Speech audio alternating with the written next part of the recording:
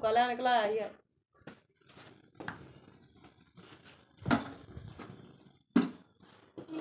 अस्सलामुअलैकुम भाई, मेरा नाम सफिया। असीं दोवें जी पोलियो के मरीज़ हाँ। एक साडा बेटा है, किराए ते रहने आ। तुहाडे वल्लों सानूं 13-10,000 रुपया मिलिया।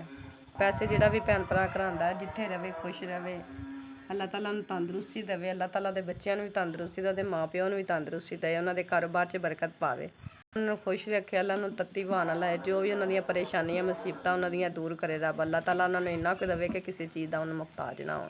दोवें जी मजदूर हाँ, जिहड़े तुसीं सानूं पैसे भेजदे, असीं अपने घर दा राशन पानी कर लैन्ने आं, किराया दे दिन्ने आं, बच्चे दी दवाई दारू कर लैन्ने आं। अल्लाह ताला उन्हां भैन भरावां नूं तंदरुस्ती देवे, जिंदगी सेहत देवे, जिहड़ी साडी मदद करदे ने।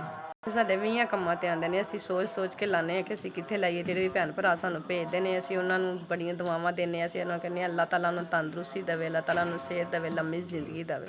कोई भैन भरा ऐसा है जिहड़ा मुश्किल घड़ी दे विच साडा एहसास करदे ने, साडी परेशानी दूर कीती है।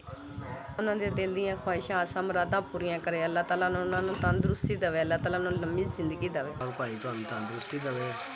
सानूं तुहां चौथी दफ़ा पैसे दित्ते ने, साडे बड़े कम्म आउंदे ने, असीं किराया भी दिन्ने आं इन्हां पैसिਆਂ चों। जिंदगी सेहत तंदरुस्ती देवे, अल्लाह पाक तुहाडी लम्मी जिंदगी करे, अल्लाह पाक तुहाडे बच्चिਆਂ ਨੂੰ भी तंदरुस्ती देवे।